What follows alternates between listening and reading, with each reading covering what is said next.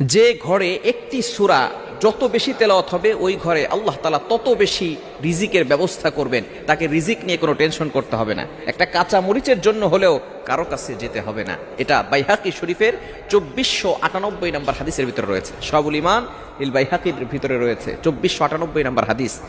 নবীজি সাল্লাল্লাহু আলাইহি ওয়াসাল্লামের সাহাবী হযরত ওসমান রাদিয়াল্লাহু তাআলা আনহু যখন খেলাফত আসলেন, যখন তার শাসনামল চলল, এমন সময় আব্দুল্লাহ ইবনে মাসউদ রাদিয়াল্লাহু তাআলা আনহু তিনি অসুস্থ হয়ে পড়লেন। ওসমান রাদিয়াল্লাহু তাআলা আনহু তাকে দেখতে গেলেন। আমরা অনেক সময় মানুষ অসুস্থ হয়ে গেলে দেখতে যাই না। এটা হচ্ছে নবী সাল্লাল্লাহু আলাইহি সাল্লামের আদর্শ, সাহাবায়ে কেরামদের আদর্শ।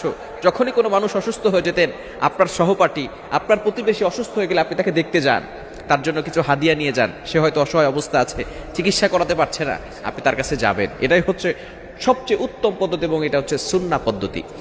ওসমান রাদিয়াল্লাহু তাআলা আনহু আব্দুল্লাহ ইবনে